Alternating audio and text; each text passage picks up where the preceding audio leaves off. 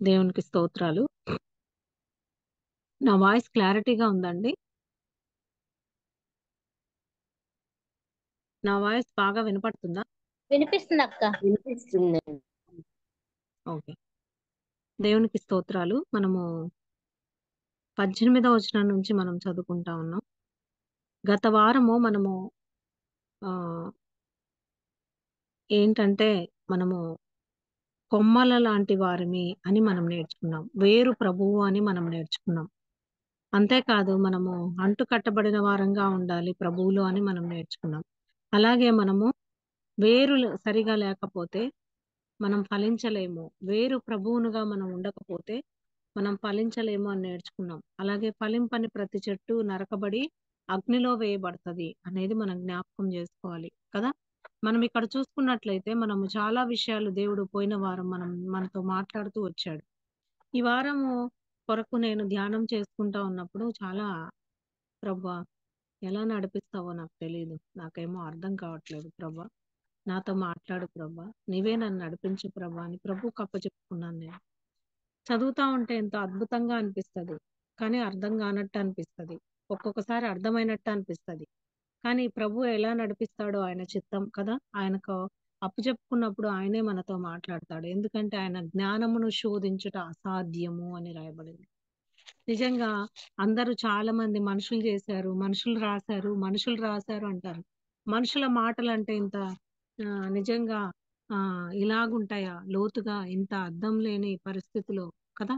ఇంత శక్తి గలవిగా మనుషుల మాటలైతే ఉంటాయా? ఉండవు.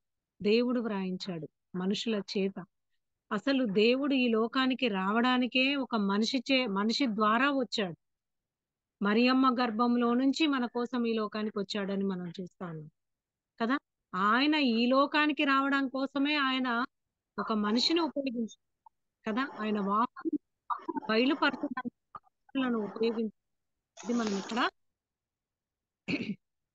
కాబట్టి మనం జ్ఞాపకం చేసుకుందాం. నిజంగా ఆహ్, ఫలింపని ప్రతి చెట్టు ఏమైపోతదంటే అగ్నిలో వేయబడతదని మనం జ్ఞాపకం చేసుకుందాం. ఇక్కడ మనం చూసుకున్నట్లయితే 17 నుంచి నేను చదువుతున్నాను. ఆహ్, అయితే కొమ్మలలో కొన్ని విరిచివేయబడి అడవి ఒలీవ కొమ్మవై ఉన్న నీవు నా వాటి మధ్యన అంటుకట్టబడి ఒలీవ చెట్టు యొక్క సారవంతమైన వేరులో వాటితో కలిసి పాలు పొందిన యెడల ఆ కొమ్మల పైన నీవు అతిశయింపకుము. మనము ఒక సంఘంలో ఉన్నాము. ఒక గ్రూప్‌లో ఉన్నాము. మనము వారి చేత మనం అంటుకట్టబడి, వారి ప్రోత్సాహంతో మనము అంటుకట్టబడి మనం ఉన్నాము. మన సంఘంలో మనం ఉన్నాము. కదా! మనం ఎలా ఉండాలి? వారిని బట్టి నువ్వు ప్రార్థనలో పోరాడుతా ఉన్నావు. వాక్యాన్ని నేర్చుకుంటా ఉన్నావు కదా! ప్రభు మనకెన్నో నేర్పిస్తున్నాడు. ఒకరిని వాడుకొని మనల్ని నేర్పిస్తున్నాడు కదా! మనం గ్రూప్‌లో ఎంతో భారంగా ప్రార్థన చేయడానికి మనకు దేవుడు ఒక గ్రూప్ ఏర్పాటు చేశాడు కదా!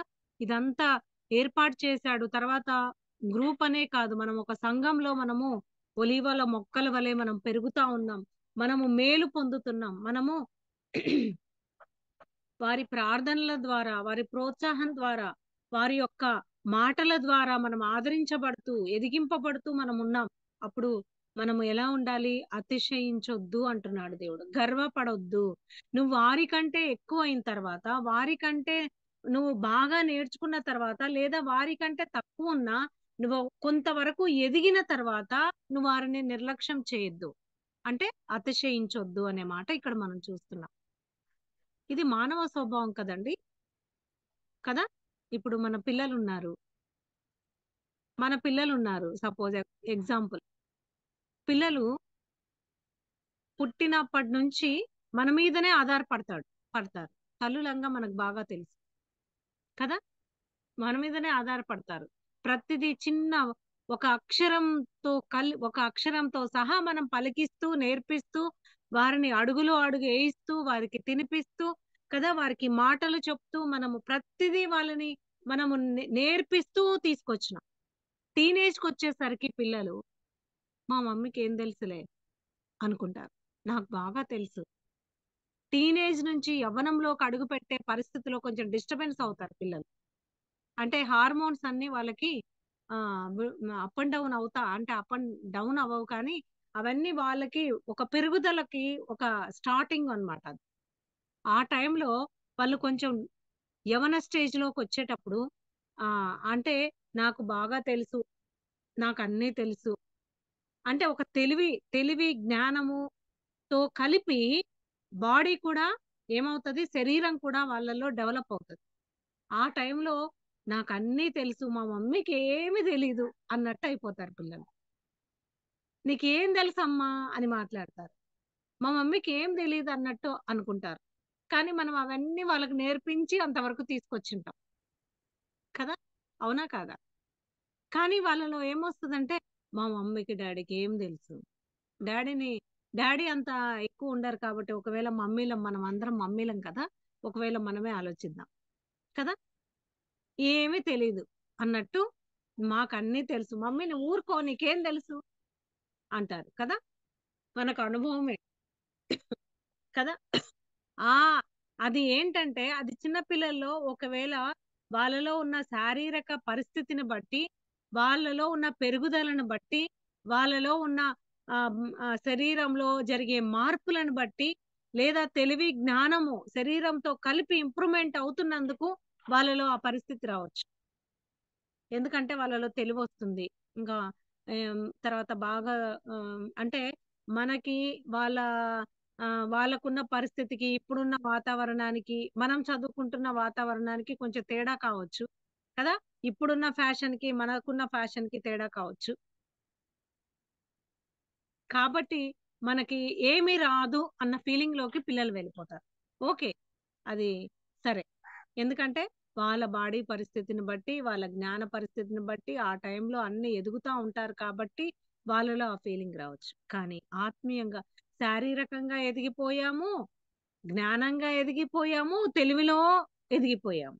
ఎదిగిపోయిన మనము ప్రార్థనలో, వాక్యంలో పోరాడుతున్నప్పుడు, కొన్ని మనము పొందినప్పుడు దేవుని వలన, అలాగే మన కొరకు దేవుని చేత ప్రేరేపించబడి, మన కొరకు ప్రార్థన చేయు వారి చేత మనము ఇంప్రూవ్‌మెంట్ అయినప్పుడు, మనము అభివృద్ధి పొందినప్పుడు, మనకెన్నో దేవుని దేవుడు వారి ప్రార్థన ద్వారా మనకు సహాయము, లేదా కొన్ని ప్రార్థన సహాయాలు మనకు తీరినప్పుడు, లేదా మనము కొంచెం ఎదుగుదల పొందినప్పుడు, ప్రార్థనలో, వాక్యంలో, తర్వాత కొన్ని విషయాల్లో దేవుడు మనకు ప్రార్థన ఇచ్చి, మన అవసరాలు, ఇబ్బందులు అన్ని విషయాల్లో మనం ఎదిగినప్పుడు మనము మన ఆత్మీయ పరిస్థితి ఎలా ఉంది? ఆలోచించుకుందాం. ఆలోచించుకుందాం. అతిశయిస్తున్నామా?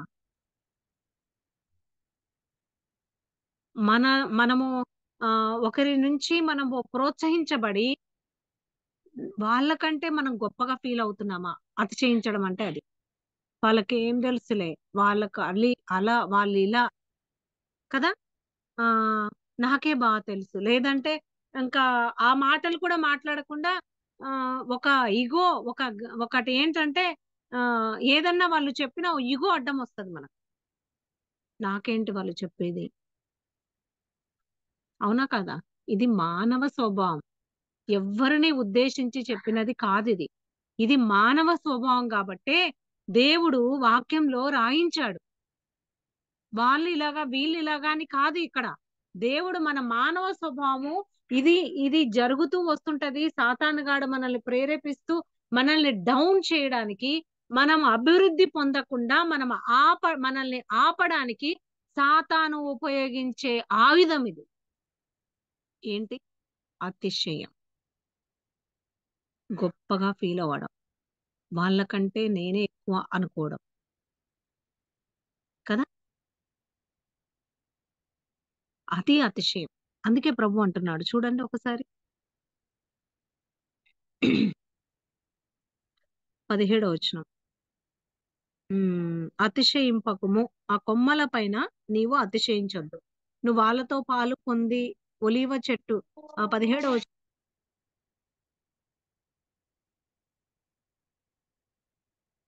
క్షమించండి. 17 వచనంలో అయితే కొమ్మలలో కొన్ని విరిచివేయబడి అడవి ఒలీవ కొమ్మలవై ఉన్న నీవు అడవి ఒలీవ కొమ్మవై ఉన్నావు నువ్వు. ఎలాంటి కొమ్మవు నువ్వు? అడవి ఒలీవ కొమ్మవు. అంటే నువ్వు లోకానుసారంగా ఉన్నావు. నేను నిన్ను రక్షించుకున్నాను.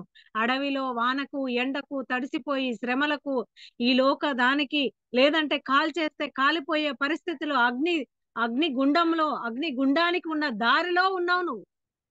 అప్పుడు నేను నిన్ను రక్షించుకున్నాను. నా బిడ్డగా చేసుకున్నాను.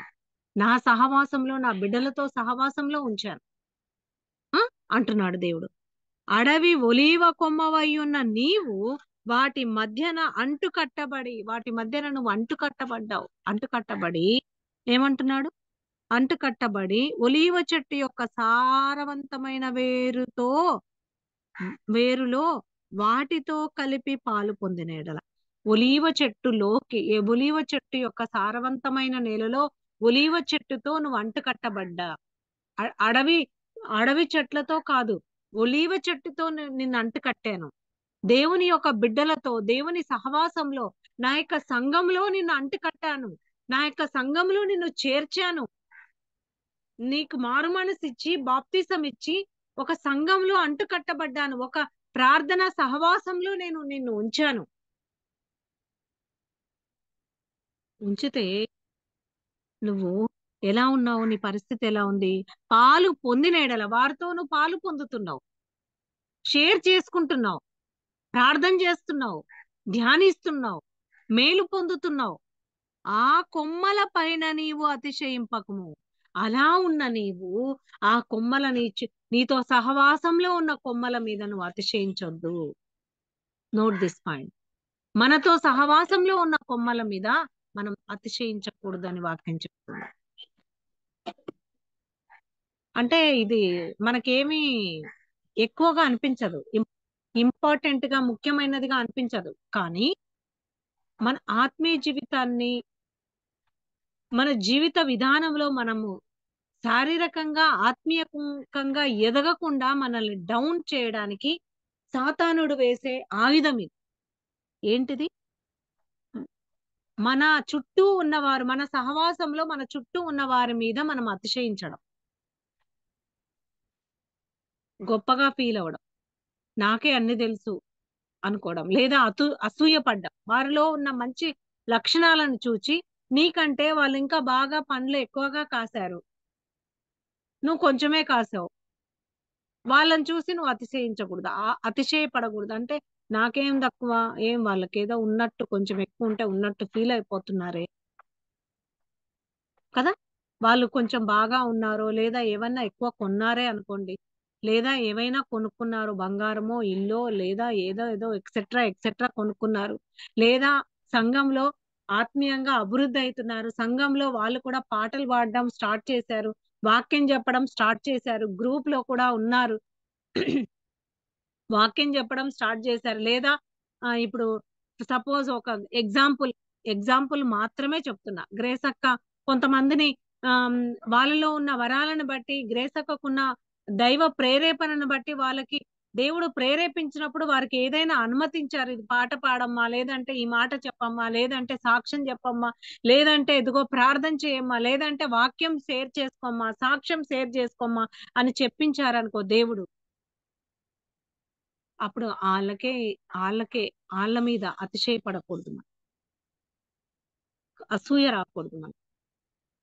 ఆళ్ళేనా, నేను కనబడలేదా అన్న ఫీలింగ్ మనకు రాకూడదు. వస్తే వచ్చినప్పుడు అది తీసేసుకోకపోతే అప్పుడు మనకు డౌన్ అయిపోతాం మనం. ఏ విధంగా డౌన్ అవుతాం? శారీరకంగా అభివృద్ధి అవ్వలేము, ఆత్మీయంగా అభివృద్ధి అవ్వలేము. అతిశయించొద్దని దేవుడు చెప్తున్నాడు. ఎందుకంటే ఫర్ ఎగ్జాంపుల్ అర్థం కావడానికి నేను ఇలా చెప్పాను. మనమున్న సంఘాల్లోనైనా, మన కుటుంబంలోనైనా, మన ఇంట్లోనైనా, మన మన సంఘంలోనైనా, మన సహవాసాల్లోనైనా మనం ఈ విధంగా ఉండాలని వాక్యం చెప్తుంది. దేవుడు చెప్తున్నాడు. అతిశయింపకుము. క్లియర్ గా ఉంది. Note this point. నీవు ఆ కొమ్మల పైన నీవు అతిశయింపకుము. అవునా కాదా? అండర్లైన్ చేసుకుందాం ఇది. ఈ అతిశయ కారణం వల్లే లూసిఫర్ పైనుంచి కిందకి పడిపోయాడు. గుర్తు పెట్టుకుందాం. ఓకే. 18వ వచనం. నీవు అతిశయించితివా? నెక్స్ట్ మనకు ఫస్ట్ ఏమో హెచ్చరిక వచ్చింది, సెకండ్ ఏమో హెచ్చరిక వినకపోతే జరిగే పరిణామం కూడా దేవుడిస్తున్నాడు. చూద్దామా? 18వ వచనం. నీవు అతిశయించితివా? వేరు నిన్ను భరించుచున్నది గాని, నీవు వేరును భరించుట లేదు. నువ్వు అతిశయిస్తున్నావేమో కానీ, నువ్వు అతిశయించి, నీలుక్కొని ఆ! నాకంటే గొప్ప ఎవరు లేరు అనే ఫీలింగ్ నీకొస్తుంది గానీ, ఆ కింద నీ బరువు మోస్తుంది గదా! ఆ వేరు భరిస్తుంది నిన్ను గుర్తుపెట్టుకో. నువ్వు కాదు. ఒక బిల్డింగు కింద ఏమంటది పిల్లర్స్‌ని బట్టే కదా! పిల్లర్స్‌ని బట్టే నిలబడతది. ఆ పిల్లర్స్ లేకుండా ఇండ్లు నిలబడతదా? ఒకవేళ కట్టినా తొందరగా పోతది. అవునా కాదా? ఆ పిల్లర్స్ ఎవరు? ఆ వేరు ఎవరు? ప్రభువు ఉన్నాడు. ఆ ప్రభువు ఉండబట్టే, ఆ ప్రభువు నీకు సహాయం చేయబట్టే, ఆ ప్రభువు ఇంకొకరి ద్వారా నిన్ను ఆత్మీయతలోకి శారీరకంగా లేదా నీ కష్టాల్లో ఆదరింపబడ్డానికి, నువ్వు మేలు పొందడానికి, నీ కుటుంబ సమస్యల్లో, నీ ఆర్థిక సమస్యల్లో నువ్వు పైకి రావడానికి ప్రభువు సహాయం చేసినందుకే ప్రభువు అనేక మంది తన బిడ్డలను ప్రోత్సహించి, వారిని ప్రేరేపించి నీ కొరకు ప్రార్థన చేసినందుకే ప్రభువు చేశాడు. ఆ ప్రభువు వేరు. ఆ ప్రభువు పిల్లర్. ఆయన జేస్తే, ఆయనను మహిమపరచకుండా, నువ్వు నిలుక్కొని నిలబడితే, నువ్వు అతిశయిస్తే, నువ్వు నాకంటే గొప్పవారు లేరనుకుంటే ఎట్లా? సో, ఇది మంచిది కాదు అని దేవుడు చెప్తున్నాడు. ఆ అతిశయం నీది మంచిది కాదు. వేరు భరిస్తుంది నిన్ను జ్ఞాపకం చేసుకో. నువ్వు నిలబడ్డావంటే, దేవుడు నిలబెడుతున్నాడక్కడ. దేవుడు నిలబెట్టకపోతే నువ్వు ఒక్క క్షణం ఊపిరి కూడా పీల్చుకోలేవు అని వాక్యం చెప్తుంది, నేను కాదు. కదా! ఇక్కడ మనం చూసుకున్నట్లయితే, నీవు అతిశయించితివా? వేరు నిన్ను భరించుచున్నది గాని. వేరంటే ఎవరు? పోయిన వారమే మనం చూసుకున్నాం. కదా! యోహాను సువార్త 15వ అధ్యాయంలో చూసుకున్నాం. కదా! ద్రాక్షావల్లి ఆయన. మనము కొమ్మలం. కదా! చూసుకుందాం. కదా! వేరు అతిశయిస్తుంది. అంతేకాదు, నీవు వేరును భరించుట లేదు. నువ్వు వేరును మోయడంలే. వేరే నిన్ను మోస్తుంది. గుర్తుపెట్టుకో అంటున్నాడు దేవుడు. వేరు నిన్ను భరించుట లేదు. అందుకు నేను అంటుకట్టబడు నిమిత్తము కొమ్మలు విరిచివేయబడినవని నీవు చెప్పుదువు. మంచిది. వారు అవిశ్వాసమును బట్టి విరిచివేయబడిరి. నీవైతే విశ్వాసమును బట్టి నిలిచి ఉన్నావు. గర్వింపక భయపడుము. ఎంత చక్కగా దేవుడు మాట్లాడుతా ఉన్నాడు చూడండి. అసలు ఆయన జ్ఞానమును శోధించుట అసాధ్యమని అందుకే వాక్యం చెప్తుంది. నువ్వు అనుకుంటున్నావు, నా నన్ను అంటు కట్టడానికి కొన్ని కొమ్మలు కూడా విరిచేశారు తెలుసా? నేనంత గొప్పదాన్ని అనుకుంటున్నావేమో కదా! ఆ కొమ్మలు విరిచివేయబడ్డాయంటే, ఆ కొమ్మలలో విశ్వాసం లేదు కాబట్టి వాళ్ళని తప్పించి, వాళ్ళు వారి అవిశ్వాసం వలన వాళ్ళను పక్కకు పెట్టాను. నీలో ఆ అవిశ్వాసం తెచ్చుకుంటున్నావేమో అతిశయపడి. నిన్ను కూడా విరిచేస్తానంటున్నాడు దేవుడు. జ్ఞాపకం చేసుకుందామా? మనము మన విశ్వాసం ఎంతుంది? నిజంగా మనం ఉంటే, ప్రభువునందు విశ్వాసం ఉంచితే, ప్రభువా నువ్వే చేసేదంతా. ప్రభువా నీ కృప చేతనే నేను నడుస్తున్నాను, సంచరిస్తున్నాను, శ్వాస పీలుస్తున్నాను, చూస్తున్నాను, తింటున్నాను, తాగుతున్నాను, సంచరిస్తున్నాను, కదులుతున్నాను ప్రభువా అని విశ్వాసం నీలో ఉంటే, నీలో అతిశయము రాదు. ఒకవేళ నువ్వు అంటుకట్టబడేటప్పుడు కొన్ని కొమ్మలు విరిచివేయబడ్డాయేమో, వారి అవిశ్వాసం వలన వాళ్ళు విరిచివేయబడ్డారు అని వాక్యం చెప్తుంది. వారిలో అవిశ్వాసం ఉంది. నీలో కూడా అవిశ్వాసం స్టార్ట్ అవ్వబోతుందా? గొప్పగా ఫీల్ అవుతున్నావా? ఇగో తెచ్చుకుంటున్నావా? నేను అనుకుంటున్నావా? అయితే నేను నిన్ను మోయలేను అంటున్నాడు దేవుడు. నిన్ను కూడా విరిచేస్తాను. నాకు ఇంకొక అంటు కట్టబడేటట్టు నేను ఇంకొక అంటుని తెచ్చుకొని, నేను నా వేరులో అంటు కట్టబడిస్తాను. నీ కొమ్మ విరిచివేస్తాను. నేను చెప్పడంలే. వాక్యం చెప్తున్నాడు. దేవుడు మాట్లాడుతున్నాడు. మళ్ళీ ఒకసారి చదువుకుందాం. నీవు అతిశయించితివా? వేరు నిన్ను భరించుచున్నది గాని, వేరు మీన్స్ దేవుడు, ప్రభువు. నీవు వేరును భరించుటలేదు. అందుకు నేను అంటుకట్టబడు నిమిత్తము కొమ్మలు విరిచివేయబడినవని నీవు చెప్పుదువు. మంచిది. వారు అవిశ్వాసమును బట్టి విరిచివేయబడిరి. Note this point. వారు అవిశ్వాసాన్ని బట్టి కొన్ని కొమ్మలు విరిచివేయబడ్డాయి గదా! నిన్ను నిన్ను తెచ్చి అంటుకట్టేటప్పుడు వారి అవిశ్వాసాన్ని బట్టి వాళ్ళు నష్టపోయారు. కాబట్టి నీవైతే విశ్వాసమును బట్టి నిలిచి ఉన్నావు. నీవైతే విశ్వాసాన్ని బట్టి నువ్వు నిలబడ్డావు. నీవు విశ్వాసంతో ప్రార్థన చేశావు. విశ్వాసంతో దేవుణ్ణి అడుగుతున్నావు.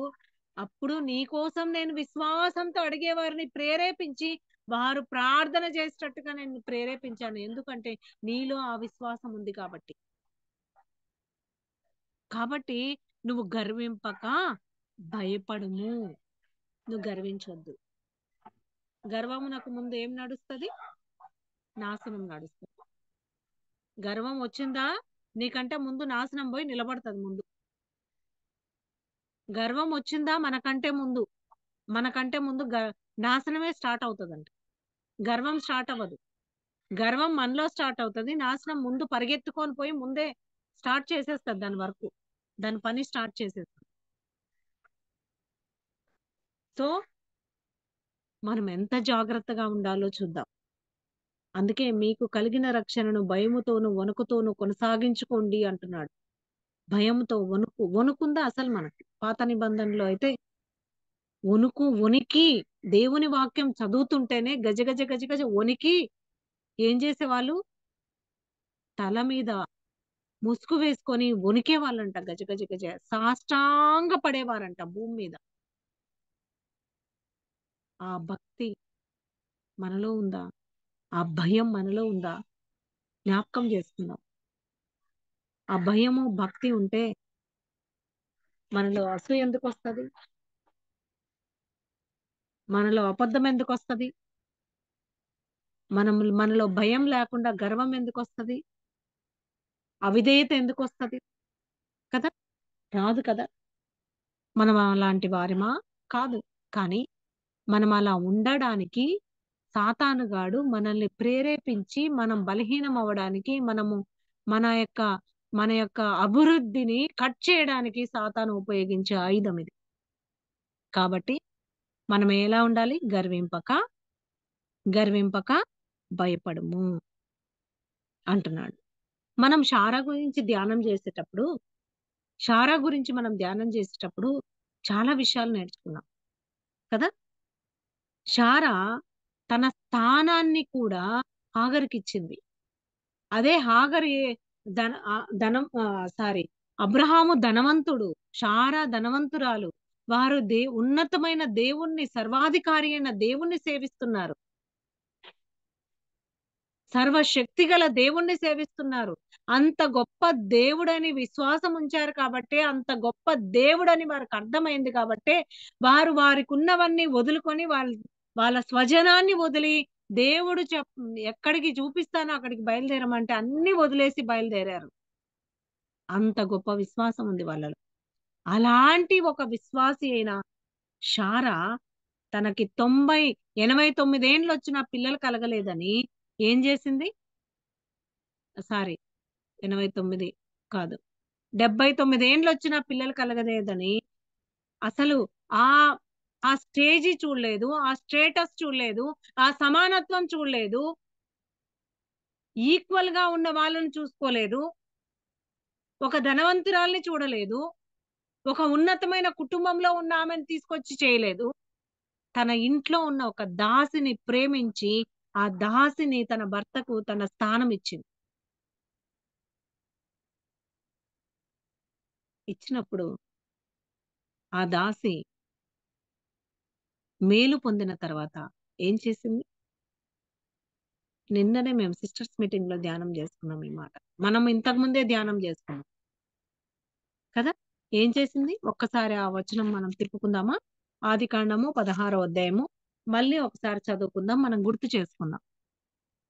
ఆదికాండము 16వ అధ్యాయము 4వ వచనం. Genesis 16:4 16th chapter 4th verse. అతడు సారీ అతడు హాగరుతో పోయినప్పుడు అది గర్భవతి ఆయను. Note this point. అది తాను గర్భవతినైనదని తెలుసుకొనినప్పుడు దాని యజమానురాలు దాని దృష్టికి నీచమైనదాయను. చూడండి, అది గర్భవతి అయినదని తెలుసుకుంది ఎవరు? హాగర్. అప్పుడు ఏమొచ్చింది? గర్వం వచ్చేసింది.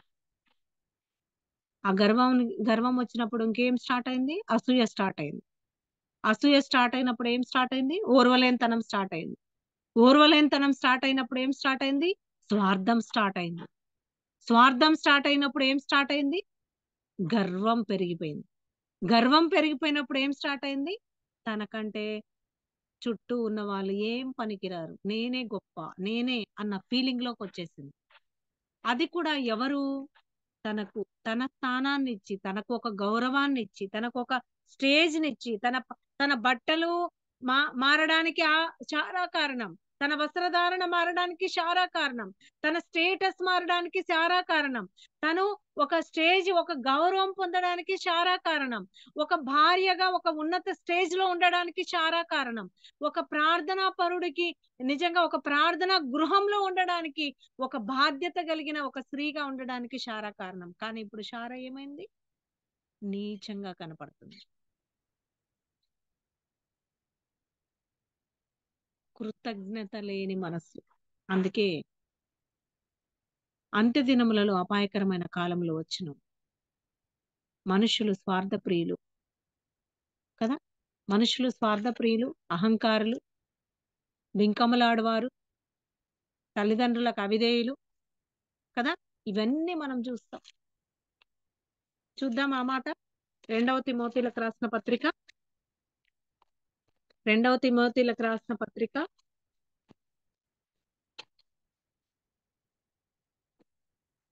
3వ అధ్యాయం 1వ వచనం. ఇవి అంత్య దినాల్లో మనం ఉన్నాం. మనం ఏ దినాల్లో ఉన్నాం? అంత్య దినాల్లో ఉన్నాం. ఆయన రాకడ సమీపంలో ఉన్నాం.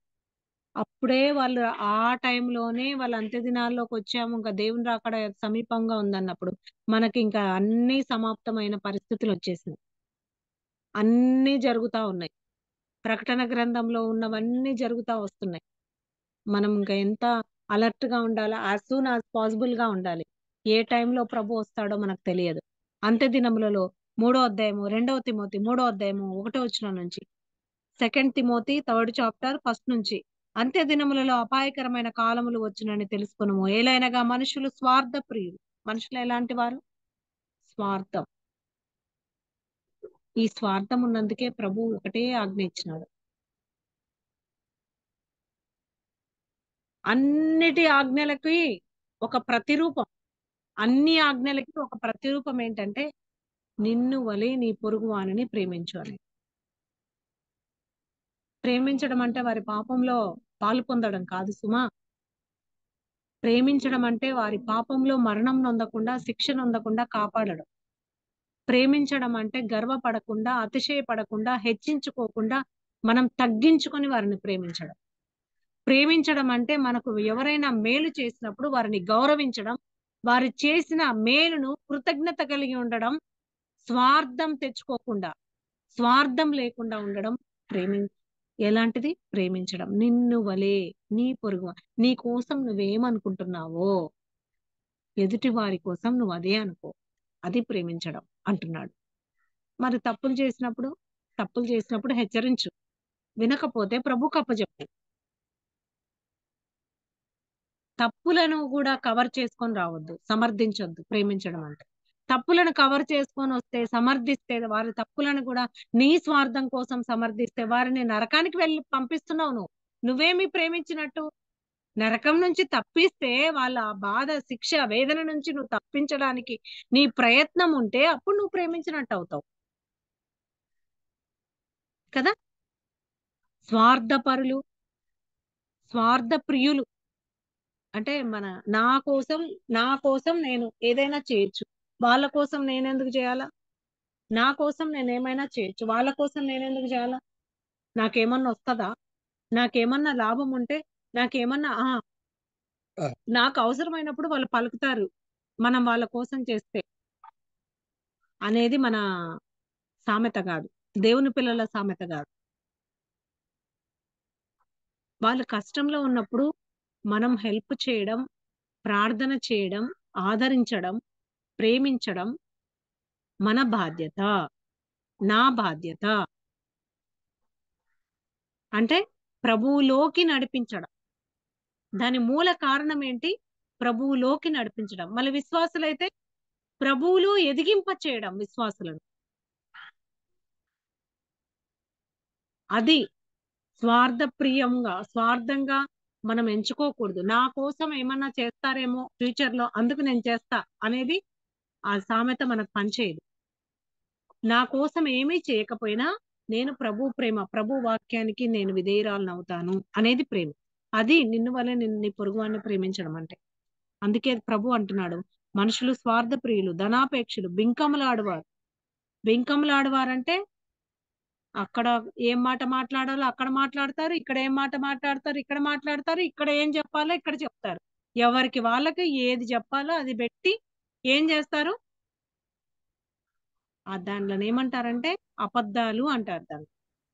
ఎక్కడ ఎట్లా మాట్లాడాలో అక్కడ అది ఎక్కడ ఎలా మాట్లాడాలో అలా సమాధాన పరిచే విధంగా మాట్లాడు. కానీ స్వార్థంతో, అసూయతో, ద్వేషంతో మాట్లాడొద్దు అని వాక్యం చెప్తుంది. బింకములాడవారు. మాటలు మారిపోకూడదు. మాటలు ఒకే విధంగా ఉండాలి. అవునంటే అవును, కాదంటే కాదు. వీటిని మించునది దుష్టుని నుండి వచ్చును అని వాక్యం చెప్తుంది. చూద్దామా అది? మత్తయి సువార్తకెళ్దామా? ఇది ఇలాగే పెట్టుకుందాం. 2వ తిమోతి రాసిన పత్రిక. మత్తయి సువార్త, మత్తయి సువార్త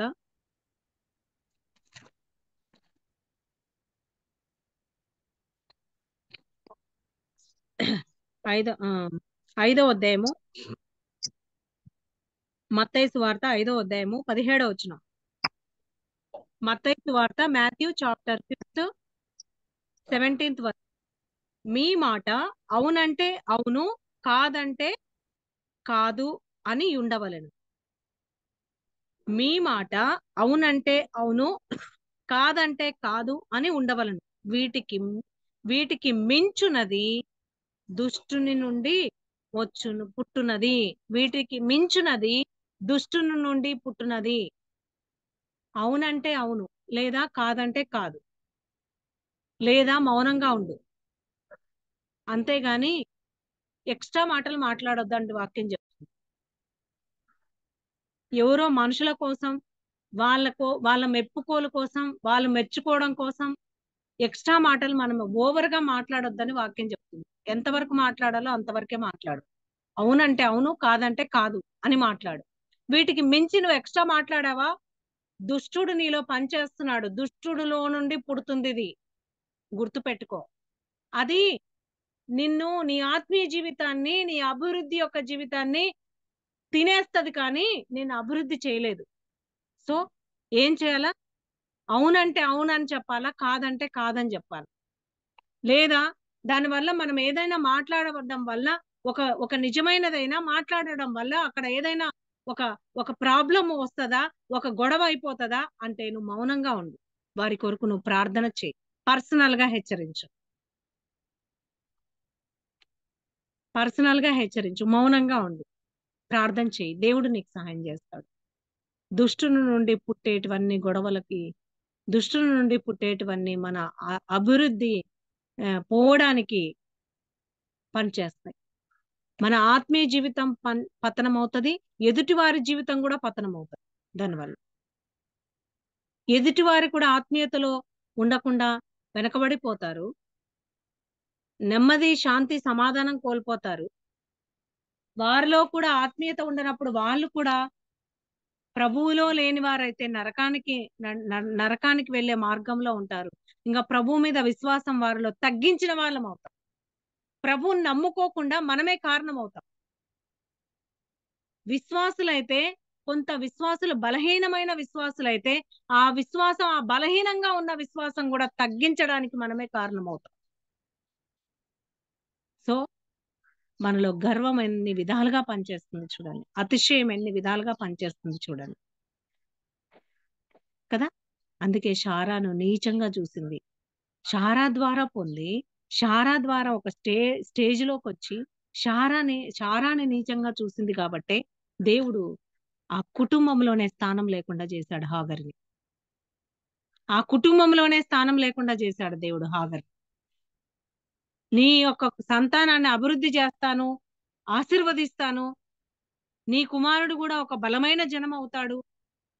నీ కుమారుడు ఒక అడవి గాడిద వంటి వాడు. జనములు వారికి, జనాలకు వాడు విరోధిగా ఉంటారు అన్నాడు. ఆశీర్వదించాడు గాని, ఆ కుటుంబంలో స్థానం లేదు. జనాలకు ఆహ్, హ్మ్, హాగరు సంతానం విరోధిగా ఉంది. హాగరు యొక్క హాగరు సంతానానికి విరోధంగా ఉంది. హాగరు సంతానానికి జనాలు విరోధంగా ఉన్నారు. ఇప్పటికి అదే జరుగుతుంది. యెస్ ఆర్ నో ఒప్పుకుంటారా లేదా?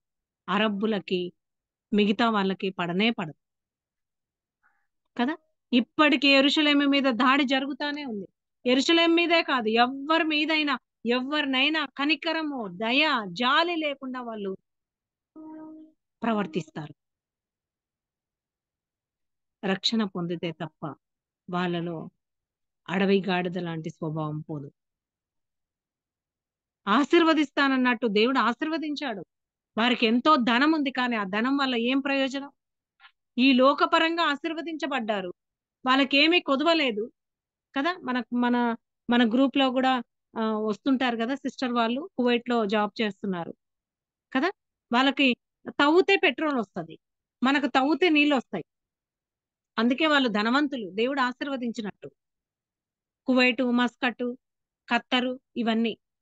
దుబాయ్ ఇవన్నీ. అవునా కాదా? అరబ్బులు ఎవరి సంతానం? అబ్రహాము కు తన భార్య అయిన షారా ఏం జేసింది? పిల్లలు కలగలేదని ఆ ఇంట్లో ఉన్న దాసిని అబ్రహాముకు ఇచ్చి వివాహం జేసినప్పుడు, హాగరు ద్వారా పుట్టిన సంతానమే ఈ అరబ్బులు. చరిత్ర ఆధారం బైబిల్ కదా! అరబ్బులు ఇప్పటికీ ఆ యెరూషలేము మాదంటే మాది, మా తండ్రిదే అని గొడవాడుకుంటున్నారు కదా! ఇశ్రాయేలీయులు సొంత భార్య సంతానం, షారా సంతానమైన వారికి దక్కగూడదని అరబ్బులు దాసి సంతానమైన అరబ్బులు పోరాడుతా ఉన్నారు ఇప్పటికి. కదా! మనం చూస్తా ఉన్నాం. మనకన్నీ తెలుసు. దేనికి? ఎందుకంత రక్తపాతం జరుగుతా ఉంది? కనికరం లేక, గర్వం వలన, ఈర్ష్య వలన, కోపం వలన కదా! కానీ హాగరు నష్టపోయింది. తన జీవితం తన ఇంటి నుంచి తరిమివేయబడిన తర్వాతైనా తన కుమారుణ్ణి మంచిగా పెంచలేకపోయింది. అయ్యో! నాది తప్పు అని పశ్చాత్తాప పడలేకపోయింది. పశ్చాత్తాప పడినప్పుడు దేవుడు సహాయం జేస్తాడు. నినివే ప్రజలు ఇంతకుముందు గూడా మనం నేర్చుకున్నాం. నినివే ప్రజలే పశ్చాత్తాపపడి గోనెబట్ట కట్టుకొని పశ్చాత్తాపపడినప్పుడు దేవుడు అగ్నివర్షం కురిపించకుండా లేదా వారిని నాశనం చేయకుండా దేవుడు పశ్చాత్తాపపడి మనసు మల్లుకొని తిప్పివేసుకున్నప్పుడు తన బిడ్డలు తన యొక్క ప్రియుడైన ఆహ్, అబ్రహాముకు పుట్టిన ఆ యొక్క హాగరు సంతానంని లేదా హాగరుని తన భార్యని దేవుడు క్షమించడా? క్షమిస్తాడు. కదా! ఆలోచిద్దాం. నిజంగా షారా ద్వారా పుట్టిన సంతానం చేతనే ఇప్పటికి ఇజ్రాయేల్ దేశం నిలిచిపోయింది. ఎందుకు? తొందరపడి హాగరునిచ్చిన తర్వాత షారాలో పశ్చాత్తాపం మొదలైంది. ప్రభువా నన్ను క్షమించు. వద్దు నువ్వు చేయొద్దన్న పని చేశాను. వద్దు ఇంక ఇంట్లో వద్దు. వాళ్ళలో మార్పు లేదు. ఎన్ని సార్లు వచ్చింది మళ్ళా వెనక్కొచ్చింది. మళ్ళా అదే మార్పు లేని జీవితం. పోనీ బిడ్డ పుట్టాకైనా మారిందా అంటే, ఆ బిడ్డకు కూడా ఆ లక్షణాలు నేర్పిస్తా ఉంది. అసూయ, ద్వేషం, ఓర్వలేనితనం, ఎగతాళి చేసే ప ఆహ్, ప మనస్తత్వం, ఎగతాళి చేసే విధంగా, వెటకారం చేసే విధంగా నేర్పిస్తా వస్తుంది బిడ్డని. బిడ్డకు నేర్పిస్తా వచ్చింది. షారా చూసి తట్టుకోలేకపోయింది. పంపించు ఈ దాసి కుమారుణ్ణి అని చెప్పింది.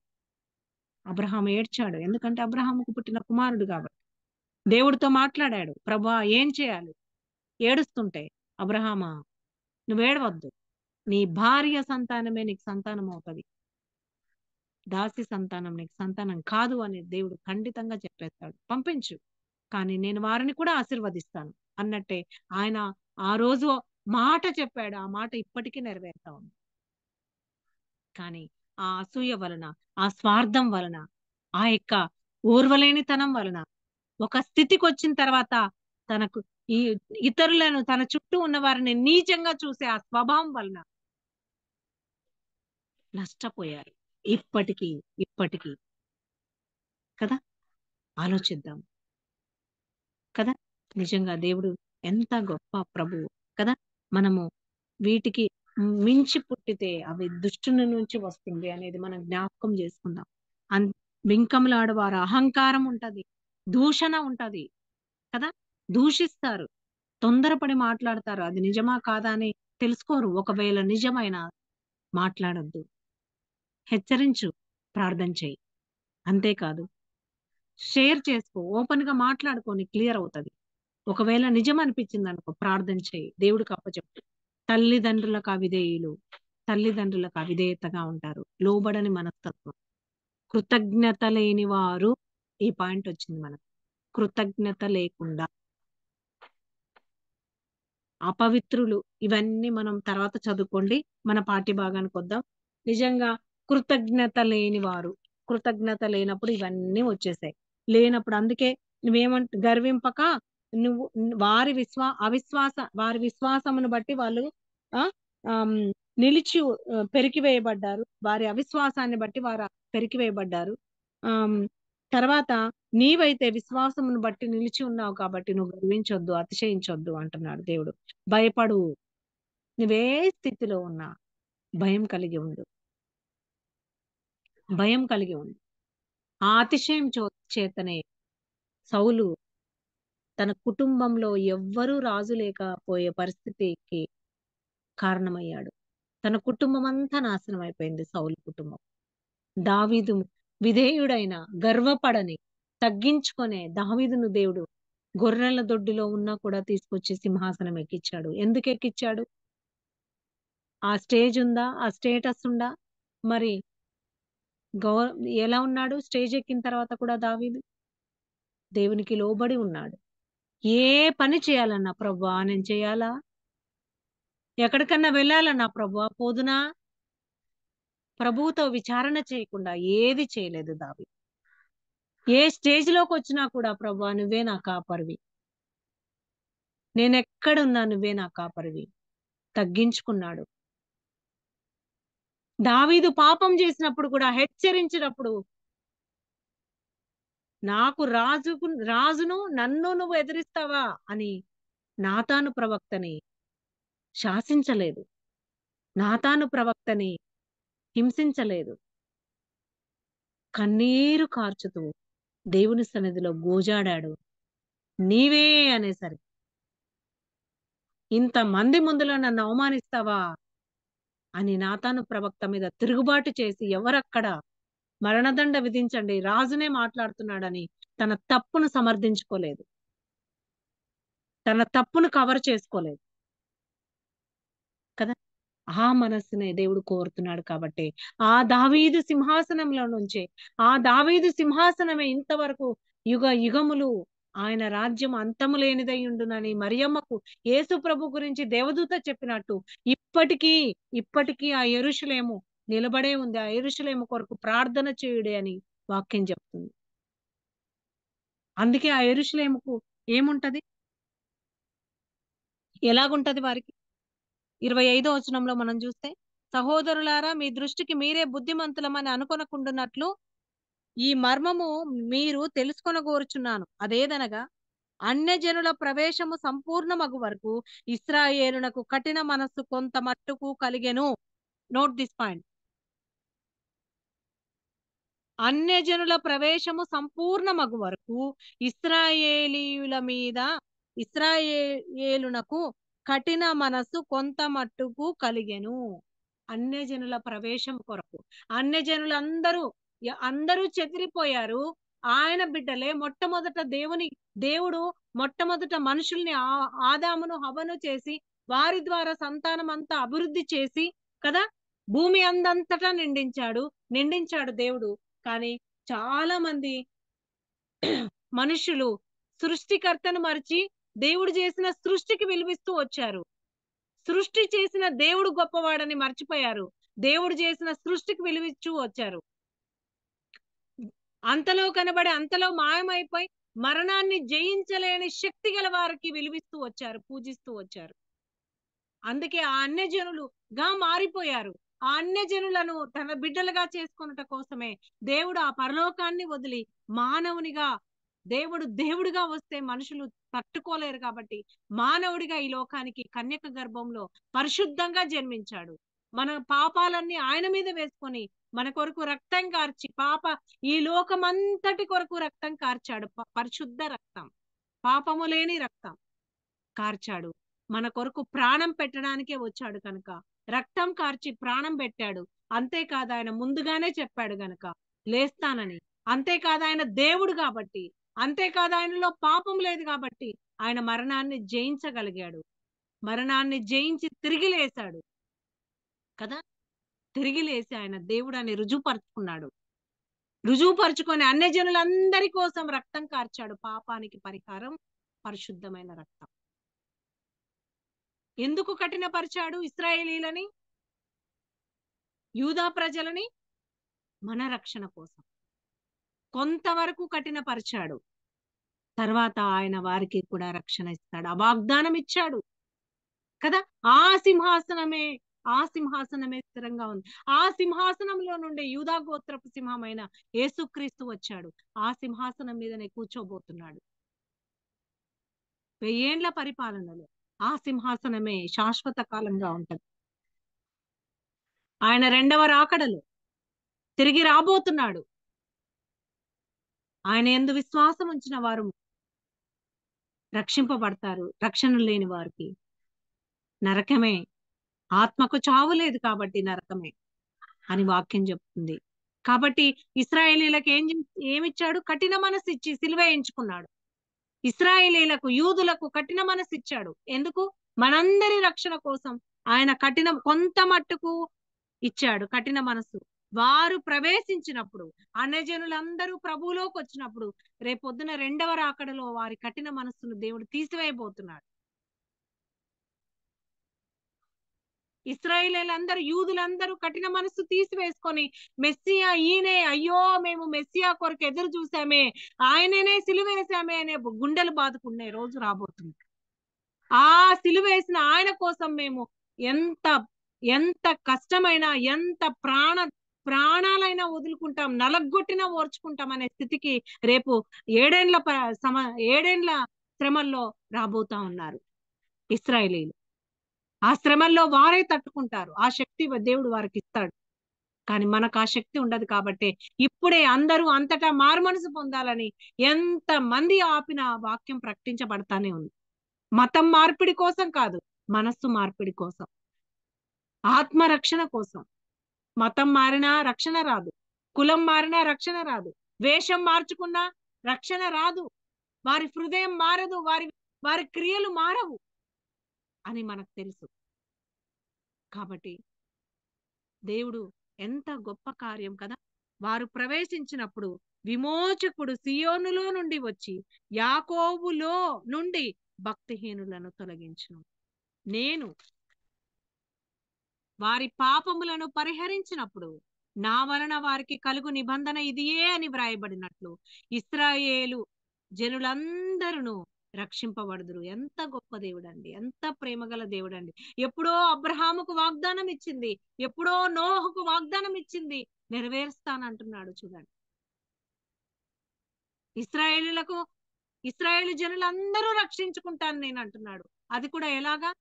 7 ఏండ్ల శ్రమల్లో కూడా వారు నిలబడతారు. అయ్యో మెస్సియాను మేము సిలువేశామని.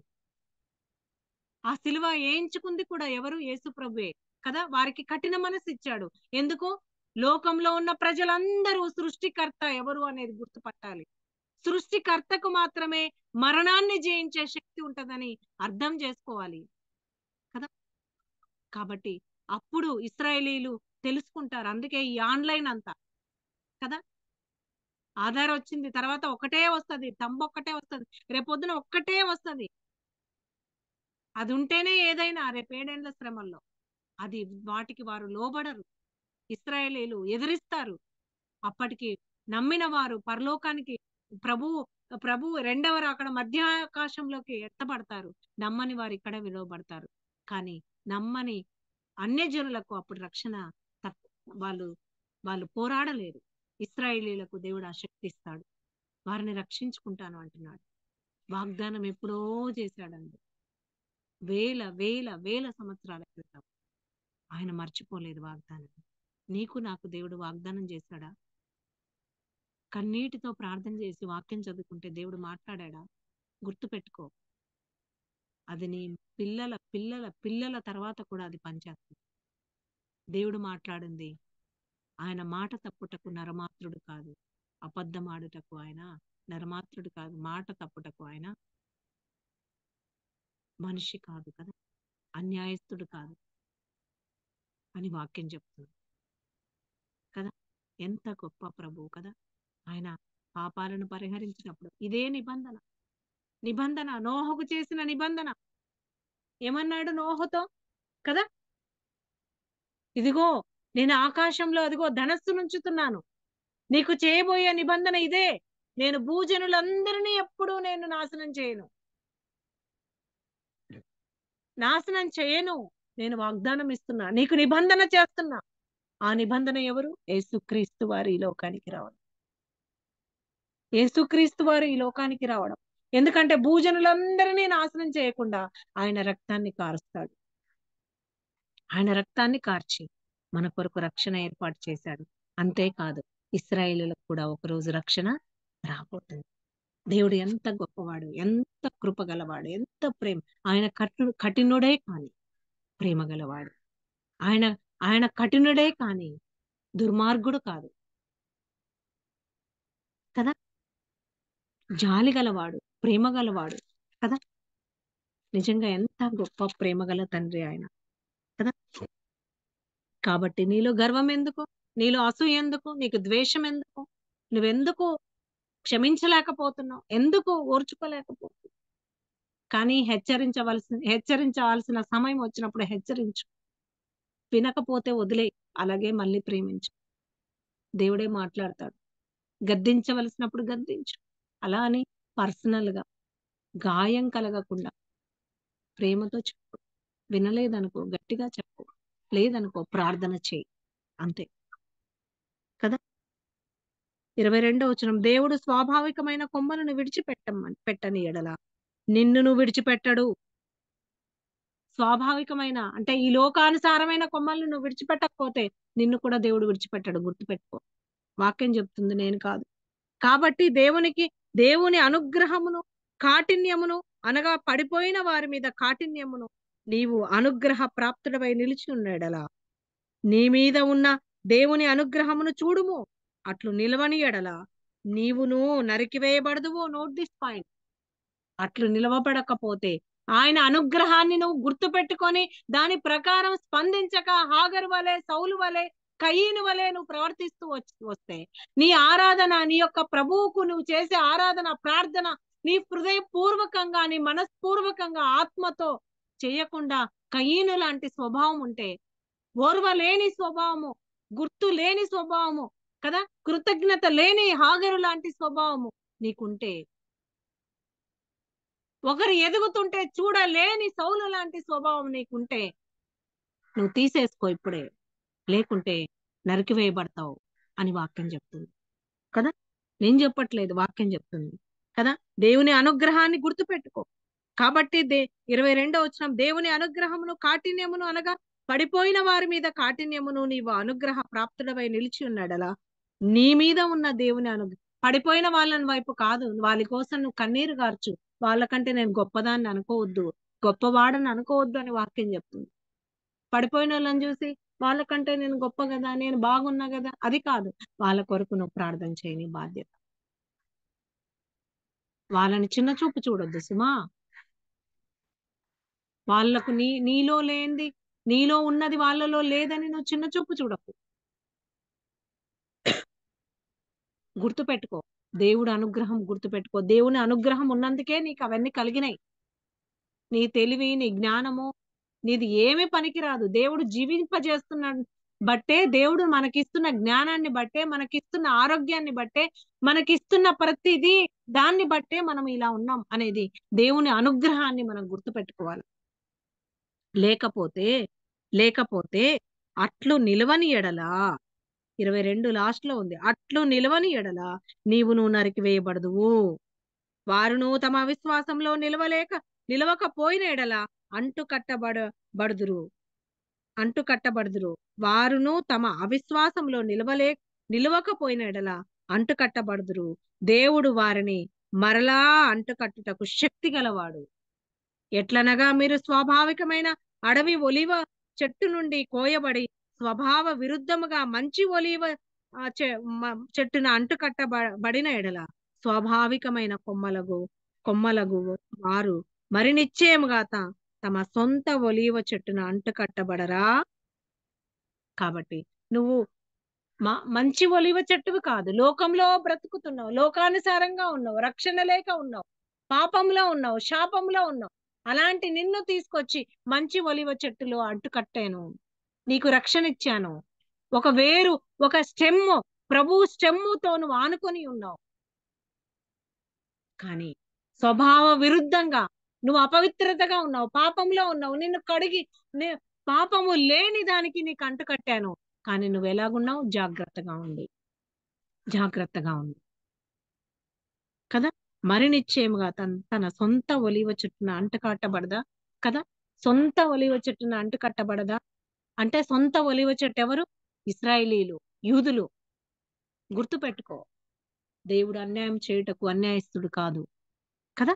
కాబట్టి సహోదరులారా, మీ దృష్టికి మీరే బుద్ధిమంతులమని అనుకొనకుంటున్నట్లు ఈ మర్మము మీరు తెలుసుకొనగోరుచున్నాను. అదేమనగా అన్యజనుల ప్రవేశము సంపూర్ణమగు వరకు ఇశ్రాయేలీయులకు కఠిన మనస్సు కొంత మట్టుకు కలిగను గాని వారు ప్రవేశించినప్పుడు విమోచకుడు సియోనులో నుండి వచ్చి యాకోబులో నుండి భక్తిహీనతను తొలగించును. యాకోబులో నుండి అంటే ఇశ్రాయేలీ యూదులలో నుండి అనేది మనం అర్థం చేసుకోవాలి. కాబట్టి యోహాను సువార్త 15వ అధ్యాయానికి వద్దాం. యోహాను సువార్త 15వ అధ్యాయానికి వద్దాం. సారీ, మత్తయి సువార్త 5వ అధ్యాయానికి వద్దాం. మత్తయి సువార్త 3వ అధ్యాయం. మత్తయి సువార్త 3వ అధ్యాయం. ఈ వచనం చదివి మనము ప్రార్థన చేసుకుందాం. 3వ అధ్యాయం 19వ వచనం. ఇప్పుడే గొడ్డలి చెట్ల వేరున ఉంచబడి ఉన్నది గనుక మంచి ఫలము ఫలింపని ప్రతి చెట్టును నరకబడి అగ్నిలో వేయబడును. ఇప్పుడే గొడ్డలి చెట్ల వేరున ఉంచబడి ఉంది అని వాక్యం చెప్తుంది. మంచి ఫలాలు ఫలించలేదా? నీలో స్వార్థము, ద్వేషము, అసూయ ఇవే ఫలాలు ఫలిస్తున్నాయా? హెచ్చించుకునే స్వభావం ఫలిస్తుందా? ఇవన్నీ మన యొక్క మనం ఓడిపోవడానికి ఇవన్నీ బాణాలు, మనం ఓడిపోవడానికి. కానీ మనం బాగా అతిశయపడే విధంగా, గొప్పగా ఫీల్ అయ్యే విధంగా, మనకు శారీరక ఆనందాన్ని కలిగించేటట్టు ఉంటాయి కాబట్టి మనం బాగున్నట్టు అనిపించుకుంటాం. కానీ శారీరక ఆనందాన్ని కలిగించే ఇవి మన యొక్క మన యొక్క ఆ మన యొక్క మనం డౌన్ అవ్వడానికి ఇవి కారణం. గుర్తు పెట్టుకుందాం. కాబట్టి ఇప్పుడే గొడ్డలి చెట్లు వేరున ఉంది కాబట్టి మంచి ఫలములు ఫలింపని ప్రతి చెట్టును అగ్నిలో వేయబడను. కాబట్టి మంచి ఫలాలు ఫలించకపోతే మనం అగ్నిలో వేయబడతాం. ప్రార్థన చేసుకుందాం, కళ్ళు మూసుకుందాం. ప్రభువా, మా జీవితంలో, ప్రాక్టికల్ లైఫ్ లో, మాకు రోజు ఎదురయ్యే ప్రతి పరిస్థితుల్లో మాతో మాట్లాడుతూ వస్తున్నాం. ప్రభా, నా హృదయ స్థితి, నా ఆలోచన స్థితి, నా అంతరంగ స్థితి సరిచేయి నాయన. నేను ఓడిపోవడానికి, నేను డౌన్ అవ్వడానికి, నేను కృంగిపోవడానికి కారణమయ్యే ప్రతి పరిస్థితి నేను పక్కన పెట్టి ప్రభా, నీ వైపు చూస్తూ నీ మనస్సు కలిగి మంచి ఫలాలు ఫలించడానికి సహాయం చేయి. నువ్వు నన్ను నరికి వేయక ముందే ప్రభా, ఆ ఒలీవ చెట్టు నుంచి నన్ను వేరు చేయక ముందే ప్రభా నాతో మాట్లాడావు. నేను సరి చేసుకుంటాను. ప్రార్థన చేసుకుంటాను. సరిచేసు. పరిశుద్ధుడా, జీవంగల దేవ, మాతో మాట్లాడిన ప్రతి మాటను మా హృదయాలన్నిటిలో ఫలింపచేయమని యేసుక్రీస్తు వారి శక్తిగల నామంలో స్తుతించి వేసుకుంటున్నాం తండ్రి. ఆమేన్. వందనాలక్క. నాకు చిన్నదాన్ని సమయాన్ని బట్టి గ్రేస్ అక్క, పెద్దవారు అనుభవస్తులైన గ్రేస్ అక్కకి ప్రభు పేరట వందనాలు. సిస్టర్స్ అందరికీ వందనాలు. థ్యాంక్ యూ అక్క. సో అమూల్యమైన పాఠాలు విన్నారు కదా. ఇప్పుడు మీకు ఏవేవి టచింగ్ పాయింట్స్ ఉన్నాయో చెప్పండి ఒక్కొక్కళ్ళు.